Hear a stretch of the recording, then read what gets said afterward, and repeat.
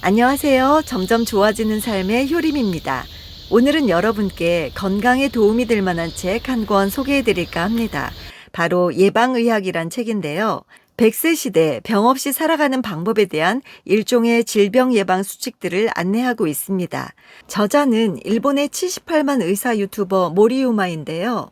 의사로서 응급 현장에 있을 때 때를 놓치고 병세가 악화돼 심각한 상태로 병원에 온 수많은 환자와 가족들의 후회하며 괴로워하는 모습을 보고 안타까운 마음에 올바른 의료 정보를 사회에 알려야 할 필요성을 통감하고 이 책을 집필했다고 합니다. 그럼 본문 내용 한번 살펴볼까요? 사람의 장기는 24시간 365일 쉼없이 일하고 있습니다. 우리는 그걸 인식하지 못한 채 무심결에 몸을 더 혹사시키기도 합니다. 하지만 그 결과는 자신에게 돌아옵니다. 기나긴 삶, 망가진 장기를 지닌 채 고통스럽게 살지 않으려면 예방의학 지식이 꼭 필요합니다.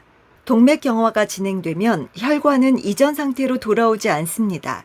뇌경색이나 심근경색이 오면 한번 괴사한 뇌나 심장 부위는 원래대로 돌아오지 못합니다. 암이 진행돼 전이 되면 수술을 하고 싶어도 못할 때가 많습니다. 사람의 몸은 일단 중병에 걸리고 나면 아무리 비용을 들여도 예전의 상태로 완전히 돌아올 수 없다는 것을 기억해야 합니다. 그래서 예방의학이 중요합니다. 자신이 누군지 모르게 된 세계, 치매. 마침내 아버지가 치매에 걸리셨다. 치매 진단을 받은 뒤에는 우왕좌왕하는 사이에 증상이 진행되었고 자녀인 나를 인식할 때와 인식하지 못할 때가 있을 정도까지 와버렸다. 치매가 생기면 지금 내가 어디에 있는지, 어떤 시대를 살고 있는지, 누구와 지내고 있는지를 점점 모르게 된다. 이를 치매 증상 중 하나인 진압력 장애라고 하는 것 같다. 장애이긴 한데 당사자는 옛날로 시간여행을 간 듯 옛 친구나 본인의 어머니를 부르고 말을 걸며 즐거워한다. 그런 아버지의 모습을 보니 조금 후회가 된다. 아버지에게 치매가 생기기 전부터 조금씩 대화가 줄었고 거리를 두게 되었기 때문이다. 그도 그럴 것이 아버지는 나이가 들면서 청력이 떨어져 큰 소리로 말하지 않으면 제대로 대화하기가 힘들었다.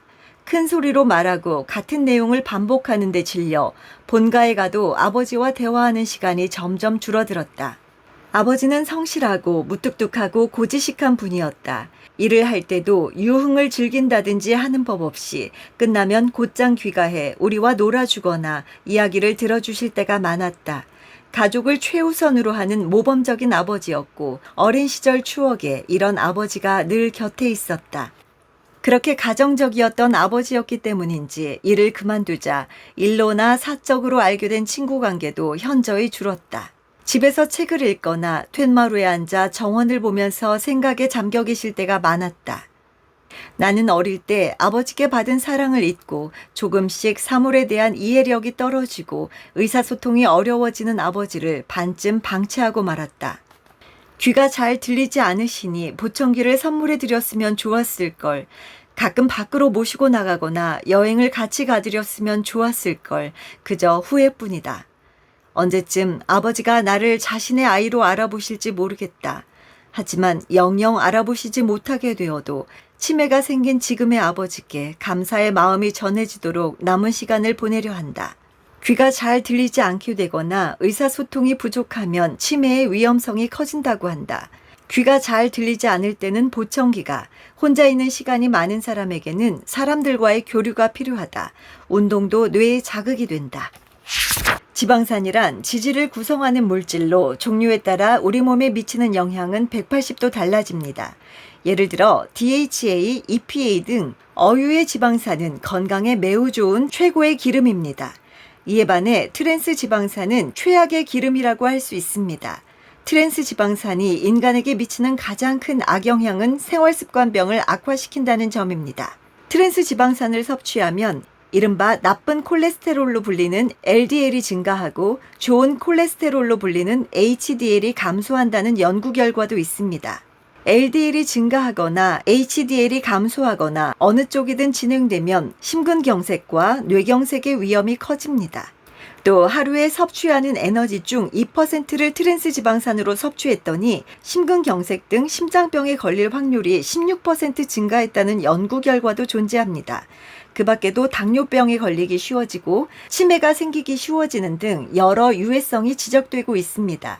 트랜스 지방산은 마가린이나 쿠키나 도넛의 재료인 쇼트닝 등 패스트푸드에 포함되어 있는 경우가 많습니다. 마가린은 고가의 버터를 대체할 식품으로 처음에는 인조버터라는 이름으로 팔리다가 1952년부터 마가린으로 불리게 되었습니다. 동물유가 아닌 식물유로 만들어져서 버터보다 건강에 좋을 것 같다는 이미지로 급속히 보급되었죠. 하지만 마가린에 들어있는 트랜스 지방산은 건강을 해치는 결과를 불러왔습니다. 그래서 세계보건기구는 2023년까지 식품에 포함된 트랜스 지방산을 근절해야 한다고 선언했습니다. 그 방침에 따라 미국, 캐나다, 대만, 태국 등의 나라에서는 트랜스 지방산의 사용을 금지하고 한국과 싱가포르에서는 식품의 트랜스 지방산 함유량 표시를 의무화하고 있습니다. 질병 중에는 뚜렷한 증상이 느껴져서 스스로 조기에 알아차리는 것도 있고 몇몇 암처럼 체내에서 조용히 진행되다가 증상이 나타날 때는 이미 늦은 경우도 있으며 다른 사람이 알려준 덕분에 알게 된 병도 있습니다. 그 대표적인 것이 수면 무호흡증입니다. 이 병은 요란하게 코를 골거나 자는 동안 호흡을 하지 않고 무호흡이 되는 것으로 당사자는 그다지 괴로워하지 않는다는 것이 특징입니다. 코를 골 때 본인은 자고 있고 가까이에 있는 사람이 수면을 방해받기 때문이죠. 무호흡 상태가 와도 본인은 의식이 없어 자각하지 못합니다. 낮이 되면 졸릴 때가 많지만 본인은 밤에 잘 잔 듯한 기분이 들어서 수면 중 무호흡이라는 개념이 떠오르지 않습니다. 푹 잤는데도 왜 낮이 되면 졸린 걸까? 나이 탓인가? 라고 생각하기도 합니다. 수면 무호흡증이 무서운 병이라는 사실을 아는 사람은 많지 않습니다. 우선 낮에 졸리기 때문에 무호흡증이 있는 사람이 교통사고를 낼 확률은 그렇지 않은 사람에 비해 7배나 높다고 합니다. 고혈압을 시작으로 생활습관병에 걸릴 확률도 높아지지요. 밤에 무호흡 증상이 계속되면 순간적으로 심장에서 내보내는 혈액량이 감소합니다. 그러면 몸을 활성화시키는 교감신경이 경고음을 울려 혈압이 오르게 되죠. 그 밖에도 당뇨병, 이상지질혈증, 암, 우울증과 같은 질병 위험을 높인다는 연구 결과가 있습니다. 심근경색과 뇌경색으로까지 이어질 수 있는 위험 요소가 단번에 올라가는 것이죠. 마음에 짚히는 게 있는 분은 가능한 한 빨리 검사를 해보는 게 좋습니다. 비만인 사람은 무호흡 위험성이 그렇지 않은 사람보다 4배 정도 높습니다. 비만이거나 심하게 코를 곤다는 소리를 들으면 수면의 구조와 효율을 평가하는 수면 다원 검사를 받아보세요. 여기서 수면 무호흡의 위험성을 실감하기도 합니다. 약을 투여하면 사람의 몸에 큰 변화가 생깁니다. 예를 들면 항생제가 그렇습니다. 감기 진료 때 환자 측에서 항생제를 원할 때가 많습니다.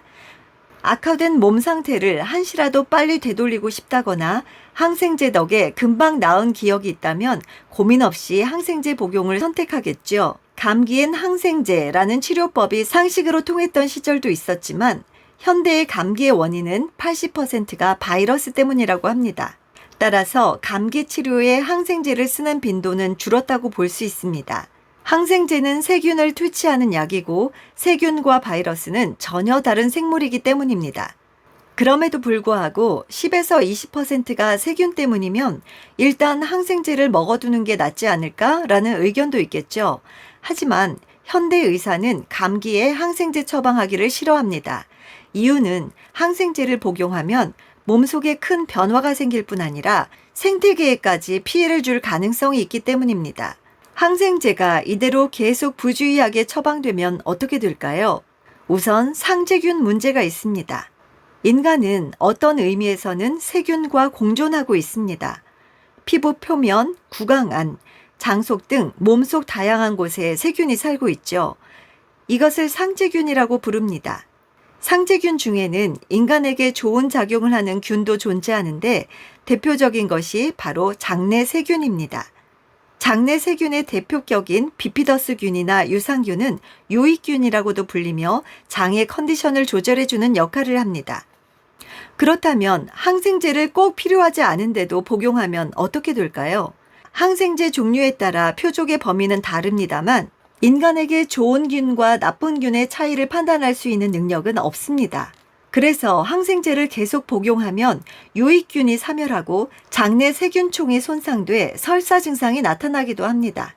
뿐만 아니라 평화로운 장내 환경이 항생제에 손상되면 다른 세균이 장내에서 날뛰게 됩니다.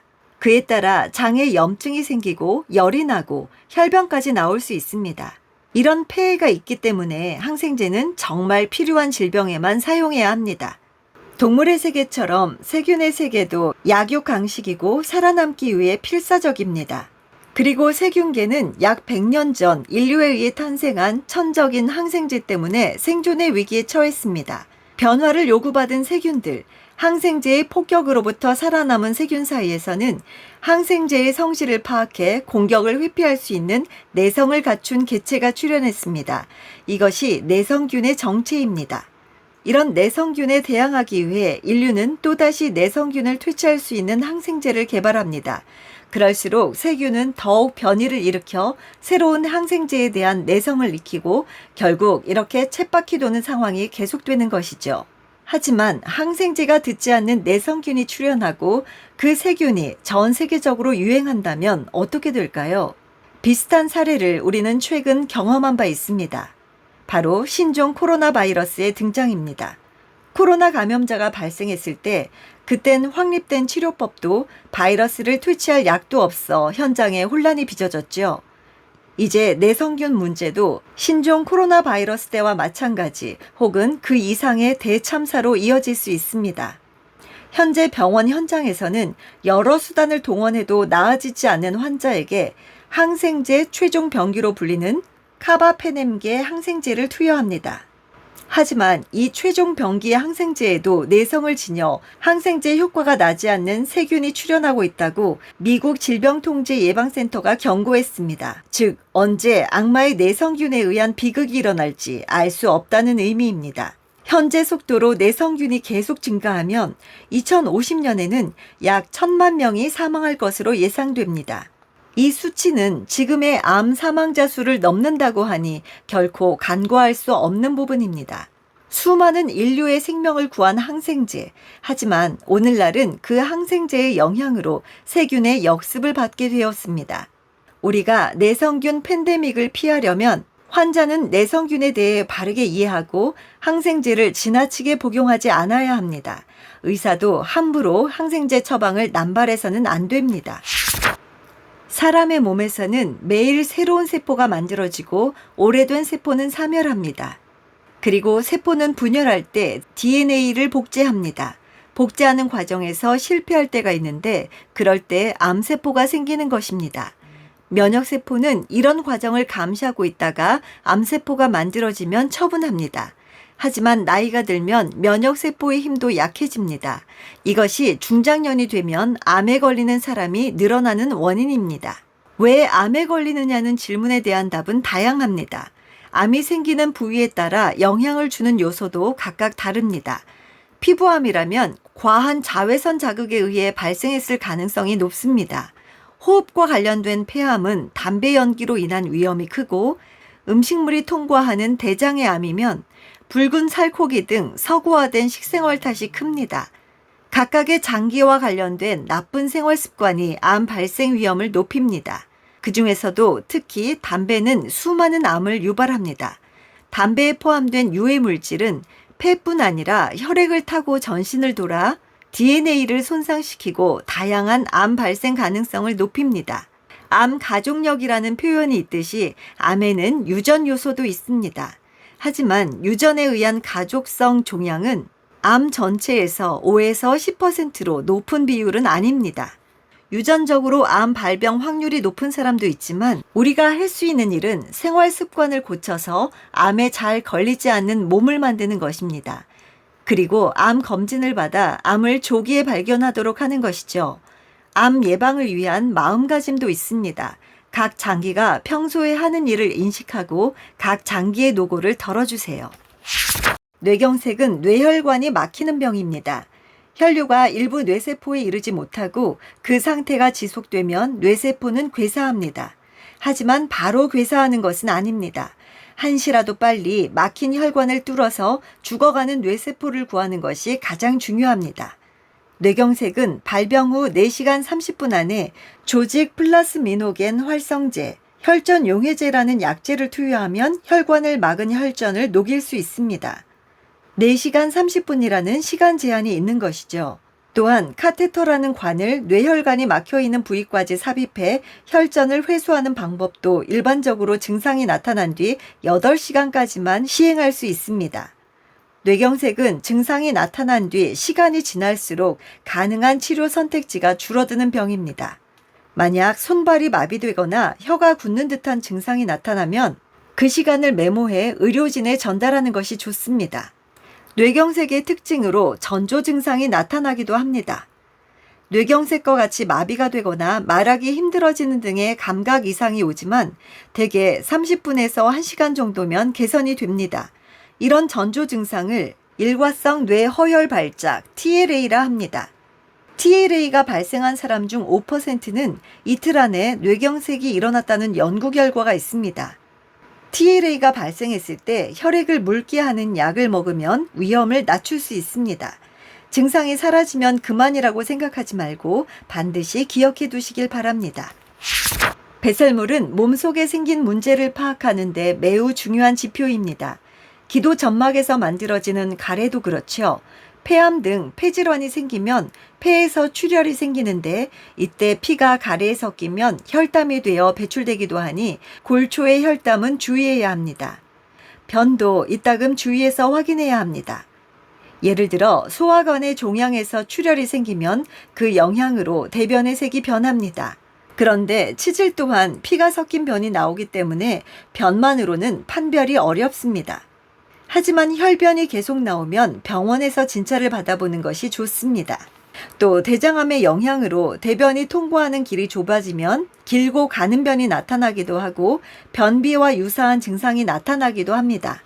일상에서 일어나기 쉬운 변화라서 깨닫지 못할 때가 있습니다. 하지만 일시적으로 끝나지 않고 일정 기간 지속되면 무슨 문제가 있나 확인해 보는 것이 좋습니다.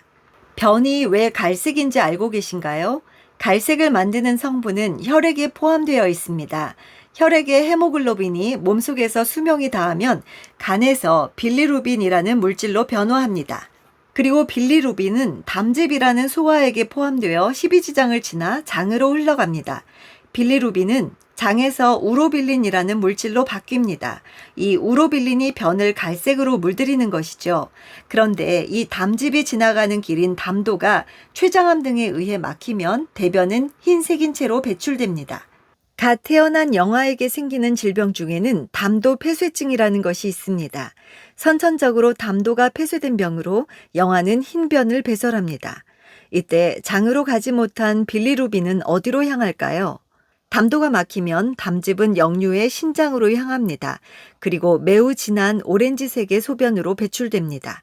이처럼 몸에 이상이 생기면 대소변색의 변화가 생기는 경우가 많으니 대소변을 본 뒤에 한 번씩 확인해 보시길 바랍니다. 가장 지독한 암은 무엇인가요? 라는 질문을 하면 췌장암입니다. 라고 말할 의사가 아마 많을 것입니다. 췌장암은 암 중에서도 5년 생존율이 8.9%로 가장 낮습니다. 요컨대 살아남기 힘든 암입니다. 췌장은 침묵의 장기로 불립니다. 복부 뒤에 올챙이 모양으로 조용히 자리하고 있는 장기이죠. 예를 들어 우리 몸의 배설구에 해당하는 입, 항문, 음부와 관련된 암은 비교적 증상이 나타나기 쉽습니다. 폐암이면 가래에 피가 섞여 나오고 방광암이면 혈뇨가, 대장암이면 혈변이 나올 수 있죠. 하지만 췌장은 그런 비명을 전달할 통로 없이 사방으로 장기에 둘러싸여 있기 때문에 어느 정도 진행이 되었을 때 증상이 나타납니다. 그래서 침묵의 장기로 불리는 것이죠. 그렇다고 포기하라는 이야기는 아닙니다. 췌장암이 보내는 신호도 모르는 것보다는 아는 것이 당연히 낫습니다. 췌장암은 발견되었을 때 이미 전이가 진행되어 수술하지 못할 때가 많습니다. 하지만 간혹 이른 단계에서 발견되면 수술할 수 있습니다. 가장 먼저 확인할 수 있는 것이 증상이라기보다는 수치 변화인데 혈당치의 급격한 상승입니다. 애초에 췌장이 하는 일은 혈당치를 조절하는 인슐린을 생산하는 것입니다. 췌장암이 생기면 종양이 그 과정을 방해해 충분한 양의 인슐린을 생산하지 못합니다. 이렇게 되면 특별한 전조 없이 건강검진 결과에서 혈당치 혈액 속의 헤모글로빈 수치가 급격히 올라갑니다. 역으로 당뇨병 자체가 췌장암 위험을 2배가량 높인다는 논문도 있습니다. 췌장과 혈당치는 이렇게 밀접한 관계가 있습니다. 그 밖에 온몸이 노랗게 변하면서 가려움증이 함께 나타나는 황달이라는 증상도 있습니다. 황달은 안구의 흰자위가 노랗게 물들어 알아보기 쉽습니다. 황달은 췌장암이 커지면서 췌장과 간을 잇는 담도를 막아 담즙이 온몸으로 역류하기 때문에 생기는 증상입니다. 췌장암은 매우 흉악한 암입니다. 건강해 보이던 스포츠 선수들도 췌장암을 이기지 못한 사례가 많습니다. 관련된 검진법도 없는 것이 문제지요. 다만 복부 초음파를 할 때 췌간이 확장된 것을 포착해 조기 발견으로 이어진 사례는 있지만 이 검사로 사망률이 낮아졌다는 연구 결과는 아직 나오지 않았습니다. 사람이 자신의 의지만으로 행동을 바꾸는 것은 매우 어렵습니다. 소속된 무리의 영향을 크게 받기 때문이죠. 같은 부서 사람들은 같은 시간에 출근해 함께 점심을 먹으러 가고 식후 달콤한 커피를 한 손에 들고 흡연실에서 이야기를 나눕니다. 그리고 비슷하게 연장 근무를 하고요. 함께 술자리에 참석하는 것까지 생활상에 담게 됩니다. 그렇기에 건강검진 결과도 비슷하게 콜레스테롤이나 요산 수치가 올라가 있는 현상이 목격됩니다. 물론 생활습관병에는 개개인의 유전적 요인의 영향도 있습니다. 하지만 만병의 근원은 생활습관이죠. 건강 관점에서 좋지 않은 생활 양식을 지닌 집단의 건강검진 수치가 나쁘게 나오는 것은 어떻게 보면 당연한 일입니다. 반대로 매일 몸에 좋은 재료로 직접 만든 도시락을 먹고 정시 퇴근하고 술자리도 적당한 정도에 그치는 팀의 건강검진 결과는 모두 깨끗하고요. 부정적인 건강검진 결과를 보고 위기감을 느끼면 좋은데 동료들도 다들 나쁘게 나오면 야, 너도? 라며 웃어넘깁니다. 나이가 들면 건강이 안 좋아지는 게 당연하다는 이상한 안도감마저 품게 되고요. 이런 게 가장 안 좋은 겁니다. 동맥 경화가 진행돼 50대나 60대에서 심근경색이나 뇌출혈을 일으켰다는 이야기가 드물지 않습니다. 물론 집단 안에서 유별난 행동을 하는 것이 쉽지 않습니다. 동조 압력이라는 게 있기 때문이죠. 주위 사람들과 똑같이 생각하고 행동하게 만드는 암묵적 강요 아래 건강을 위해 튀는 행동을 하는 사람은 손가락질 받기 쉽습니다. 담배도 마찬가지입니다. 주위 사람들이 피우고 있으니까 괜찮아 보이죠? 같이 움직여야 할 것 같아서 흡연실까지 따라가 흡연자가 되는 패턴이 드물지 않습니다. 하지만 결과적으로 니코틴 의존증이 되면 모든 질병 위험이 올라갑니다. 늦게까지 에너지 드링크를 마셔가면서 일을 척척 해내지 않으면 승진을 못할 것 같고 상사가 자꾸 흡연실로 부르면 금연을 포기하게 되는 등 여러 유혹이 있을 겁니다. 하지만 70세나 75세까지 일해야 하는 현대인으로서는 다시 생각하지 않으면 안 됩니다. 건강검진에서 위기 신호를 발견한 분이라면 용기를 갖고 동조 압력을 이겨내시길 바랍니다. 직장의 영향을 배제하기는 어렵습니다. 하지만 교우 관계나 취미 활동의 영향으로 건강에 나쁜 습관을 갖게 됐다면 그 관계에서 벗어나는 선택도 생각해야 합니다. 일상에서의 나쁜 습관은 건강에 해롭습니다. 조직의 관리자는 자신의 팀에 이런 나쁜 문화가 뿌리내리고 있지 않은지 주의를 기울여야 합니다. 건강한 습관을 가진 팀을 만들면 더 효율적으로 좋은 결과를 얻을 수 있습니다. 주위로부터 건강에 나쁜 영향을 받지 않으려면 다음과 같은 사항을 유념해야 합니다. 교류의 방식을 바꾼다. 건강관리에 신경 쓴다. 건강한 사람과 집단을 본받는다. 건강을 해치는 커뮤니티에서 빠져나온다. 대장암이나 생활습관병, 치매를 비롯해 예방의학에서 운동보다 좋은 대책은 없습니다. 하루에 운동량 제로라는 것은 매우 무서운 일입니다. 10분에서 15분만 걸어줘도 건강에 큰 차이가 생긴다는 것을 반드시 기억하시길 바랍니다. 운동이라고 하면 부담감이 먼저 들 수도 있습니다. 하지만 15분 정도면 어렵지 않겠죠. 미래를 위한 확실한 투자가 운동입니다. 오늘 본문 내용 여기까지입니다. 어떠셨나요? 예방의학에서 결코 늦었다라는 건 없다고 합니다. 지금이라도 여러분과 사랑하는 가족들의 건강을 위해서 예방의학 하나씩 하나씩 실천해 보시길 바랍니다. 긴 영상 함께 해주셔서 감사드리고요. 오늘도 건강하고 행복한 하루 보내세요.